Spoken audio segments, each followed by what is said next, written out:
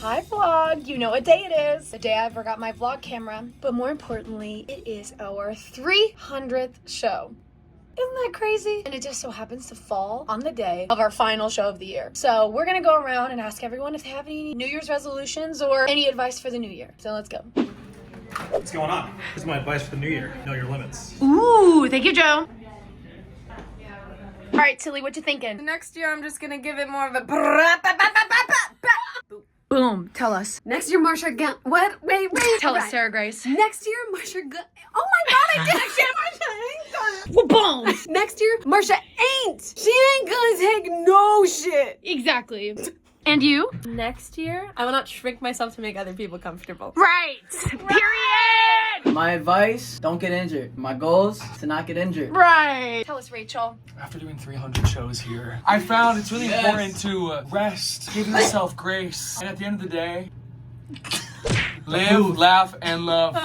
Bree, tell us. I learned this year that if you ask for what you want, there's a very high chance that you might get it. And even though asking for what you want is scary, the worst they can say is no, and sometimes they'll lead to other things. Period. That was beautiful. So my New Year's resolution this next year is going to be to really lean in and nurture the relationships that I've built with a multitude of human beings. That's so beautiful. Thank you, Matthew.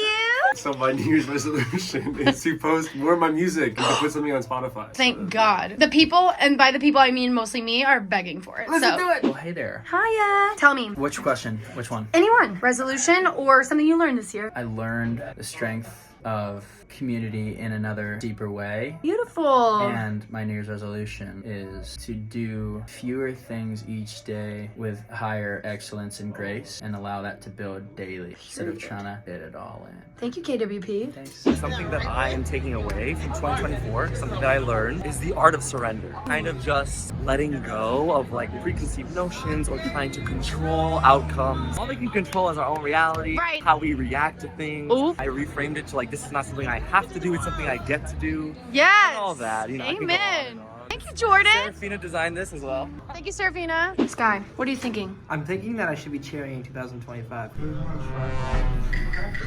Happy New Year.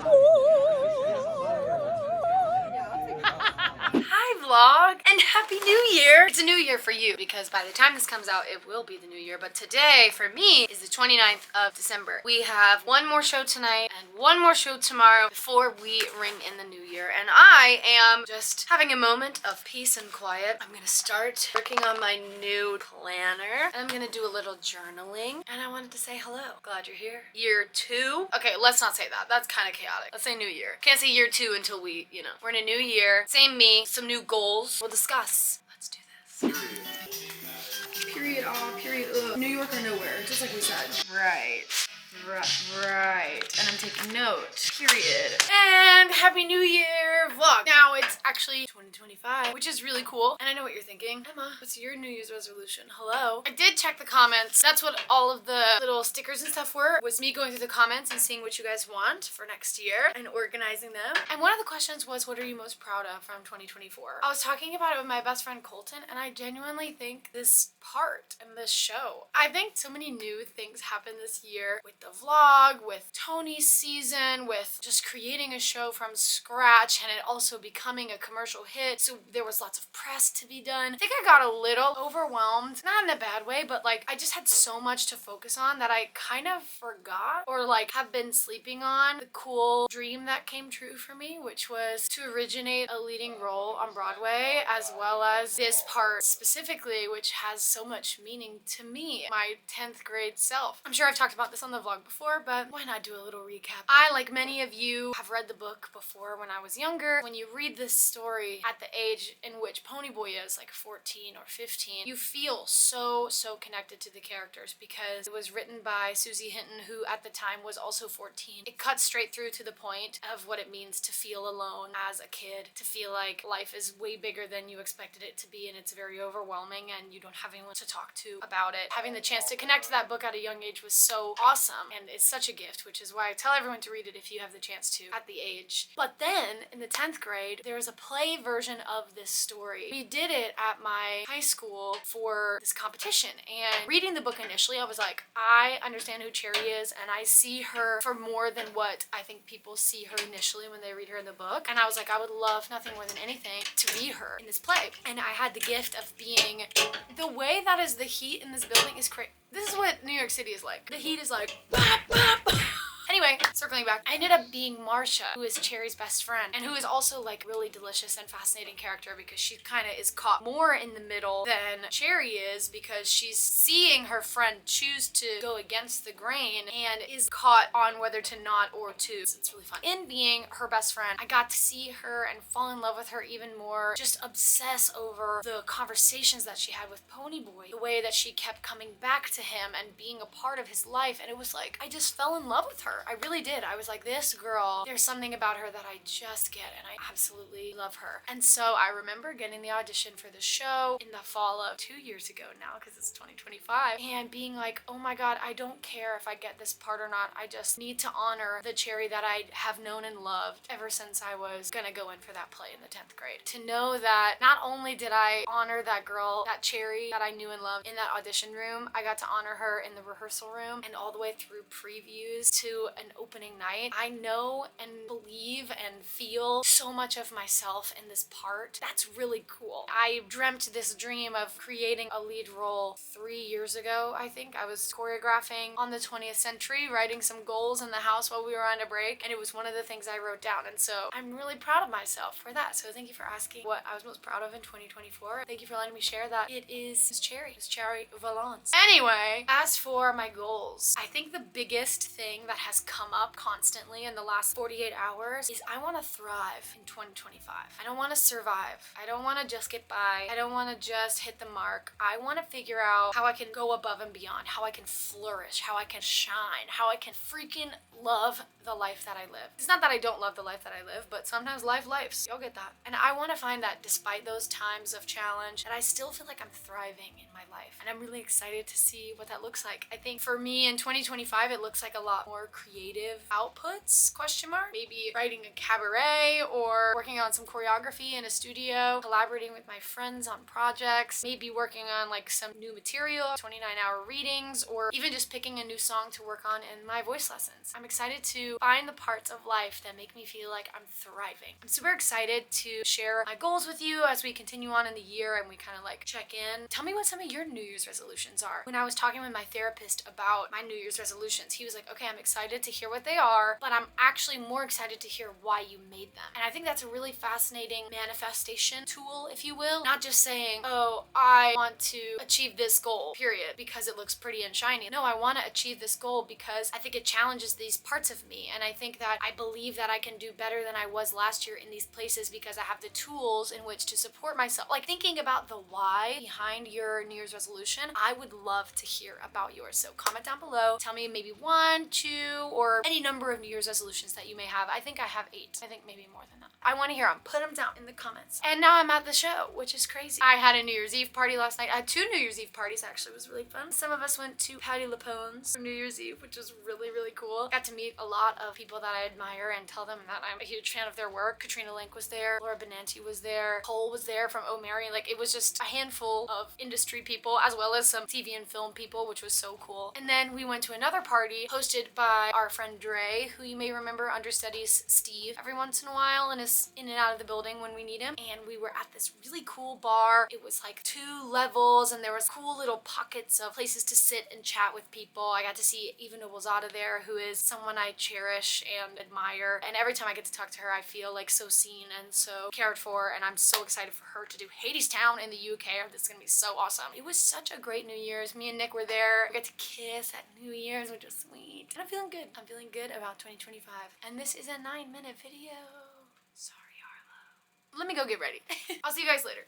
And to start the new year, we're on a 2-show Thursday. There was a comment that said, there's actually a handful of comments about seeing a get ready with me. So you're getting ready with me. Now, typically I have done a couple of get ready with me's on my TikTok. So if you don't follow me there, head on over to your TikTok and follow me at emmapittmanofficial. It's the same. Not only do I do get readies with me, but sometimes people who already follow me know what I'm about to say. Sometimes in the show, there is this moment where I throw a coffee. It's technically a Coke in the play, but the props team, they use this instant coffee. And the point is that I throw it at Dallas, and sometimes depending on the angle in which the Dallas is on, it can splash back and get on my face. So then I spent some of the show taking my face off and redoing it. It's very exhilarating. You should definitely follow me if you like that. What we're gonna do first, it's kind of later than I usually get ready.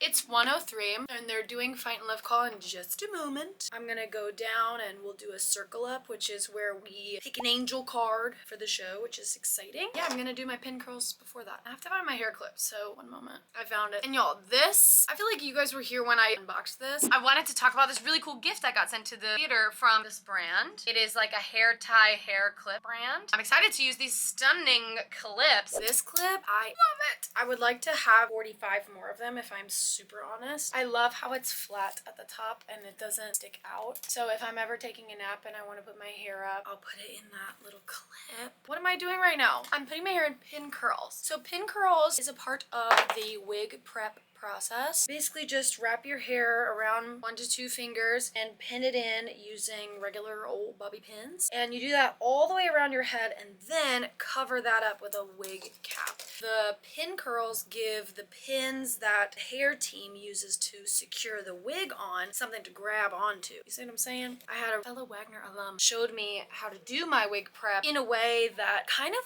is giving heatless curls. You roll the hair the way that you want the curl to fall when you take it out. So I'm relatively consistent in my pin curling process. I will continue doing this so you don't have to watch, and I will show you the finished product. I was thinking while I was doing my pin curls, there are a couple things that I've learned from pin curling that I wanted to share. If you do shows and when will you wear wigs? Whenever you put the pins in your pin curls, you don't ever want to cross them like this because it will promote hair damage and breakage. You want to put them in like railroad tracks like this. That helps keep your hair healthy. The other thing I was going to say, people are like, why will you wear wigs? Why not use your normal hair and just do it every show? Again, on the topic of healthy hair, there would be a lot of damage to your hair if you had to put heat on it every day, products in it every day to get it to have the same exact look. Especially in the theater, there's lots of dancing around and lots of running around. It's so much easier to just have a wig that is just hand in there and is not going to go anywhere instead of having to worry about making your hair look exactly the same every single day. Now I put on my little wig cap, and in this show, which is terrifying to me, I have been encouraged to pull my wig cap farther back so I show a little bit more of my hairline because the wig mesh at the top is delicious, that you can kind of see the wig prep if it's too far down. So yeah, that's where we are now.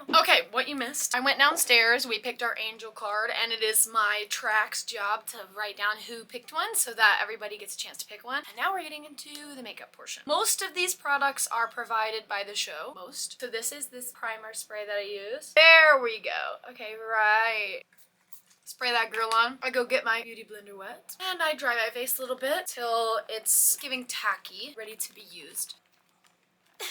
Just realizing I've never done a long form get ready with me, so this is very vulnerable, so thank you for having this space. Okay, so now we're using the Pat McGrath Lab Concealer. So I just do this a little under me eyes, and yes, I'm a pirate, I guess, and a little on the lid so that we have something to grasp onto when we get into putting on the eyeshadow. Now, typically I would use this Pat McGrath Labs foundation. However, I am a little bit tanner than this color right now. So I had this NARS that I used to use this in my stage makeup is the point. Maybe Back to the Future, I guess. So I'll be using a little bit of this. What I wish this product had that product does, it's a little bit runnier. This is more like, right when you put it on, that's where it is. Sometimes I wish I used a brush, but we're working with what we've got, which is my hands. The coverage is excellent on this, and a little bit does kind of go a long way. I just do a light patting situation first, and then I use the blender to blend. This is so fun. Arlo, are you having fun? He's like, it's 3 a.m. and I hate you. Love you too. The sounds of New York City. It's actually like pretty aggressive too. Oh, what I was gonna say is in my real life, when I wear makeup, which is not very often, I love to use the Lady Gaga brand foundation House Lab. That right there, buildable coverage, but it's also that similar liquidy texture like the Pat McGrath. I find that it leaves this really beautiful skin-like coverage. Like it's very dewy, it's so chic. It doesn't ever clump or crease. So that's honestly my favorite foundation that I've ever used ever. We are using the Pat McGrath Lab blush stick and the color is Divine Rose. Our makeup team Rose made fun of me and Melody for using this, but something about the brush, I find that it gets more of the product onto my face. I tried to like just put it on my face and it didn't give what this gives. Watch what this gives. Ready?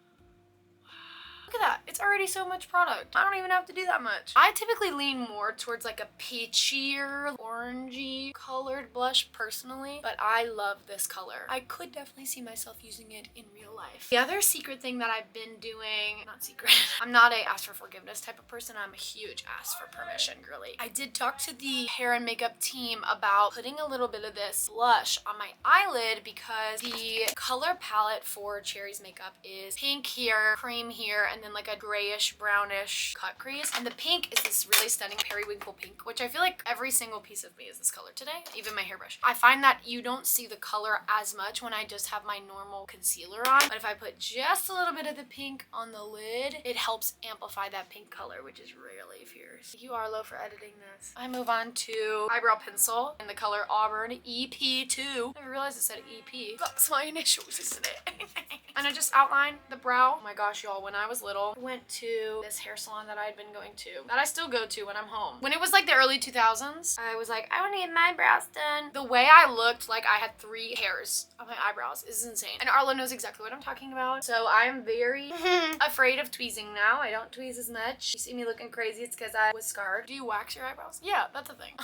Good morning! Then I just use a little spoolie brush and I brush it out so it looks a little less harsh. One great thing about stage makeup is you can get away with a lot of things looking a little busted. I am never this close to anyone. So even what you're seeing now, it's not perfect. That's the point. I now use this fabulous Pat McGrath Labs setting powder. Oh, thank you, camera. I like it a lot. I find that it sets my makeup without making it look powdery. And I like to put it on before I put on the bronzer that I use because the bronzer is a powder as well, so we want it to be on top of other powder. I'm just doing my best right now. And speaking of bronzer, I got this really awesome bronzer color courtesy of our hair and makeup team who helped me find this brown because I always find that some bronzers are like way too orange for my skin tone. It's actually a blush.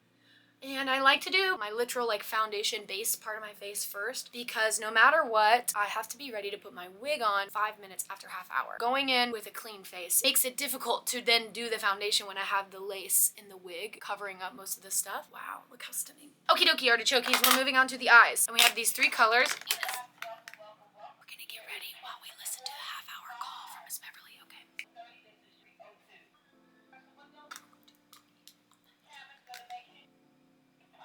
Oh, voila. Okay, I have to go wet this brush so that I can get a nice fine line in my cut crease. I'll be right back. No, thank you, Miss Beverly. So I get it a little wet, and I always think of, one thing about my family is we're a burlesque family. Like, we love that movie, and somehow it's a Christmas movie, and I won't explain any further than that. But I always think about when Cher is teaching her how to do her eyeliner, and she's like, First of all, you gotta wet it if you're gonna get a clean line. so true, Cher. Now, this has taken practice. This has taken genuinely just doing it 302 times or whatever we're on now. Some days they're cousins, and some days they're sisters. Okay, so we do this little cut first because our show is in 1967, which this is huge in the 60s. We're gonna just connect it lightly to the end of my eyeball, and then I'll go over it with liner. Now, if you already follow me on TikTok or Instagram for that matter, you know I hate wearing eyeliner, and there's no disrespect to people who wear it. I just don't think it looks great on me, and I'm not obsessed with how it makes my eyes look. I'm saying all that to say my practice with this is not a lot. However, I've gotten better during this show. So we're doing a wing on the end and connecting it to the cut crease on the corner. A little aggressive on the end, but again, we're not that close to anybody, so it's fine.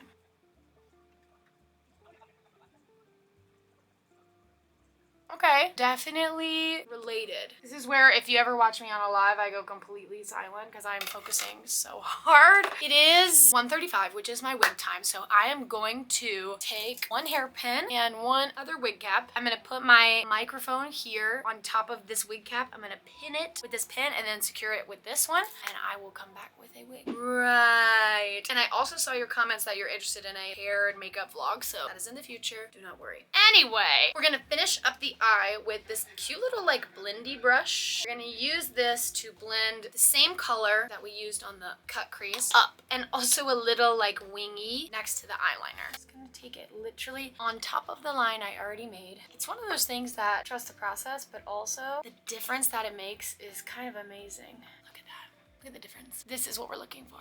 And last but certainly not least, my favorite product of all time that I have literally used since the 6th or 7th grade. It is L'Oreal's Telescopic. If you were a waterproof girly, their waterproof is next level in my opinion. I literally don't even use it because I don't really need it because I'm not in the rain. The thing for me that besides the product itself, which like isn't very clumpy, it doesn't fall apart on my eyes, but this brush, it's almost like a looks like an X almost. I love the way that it brushes through my eyelashes. Let's see if I can use this. I also remember once when I was little, I read something that said no person can put on mascara without opening their lips. And so then I made it like my life goal to be like, I can. That looks pretty good.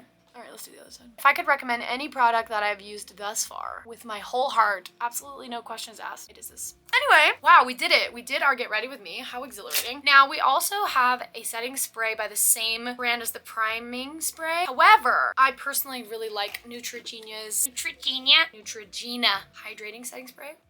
It just makes my face feel fresh and not like it's sealed. You know how sometimes some setting sprays feel like you put like a hairspray on your face? This right here is everything to me. So I'm just gonna cover my microphone because the last thing I need is for my microphone to be wet. Aww. And y'all, that's it. Now we're ready.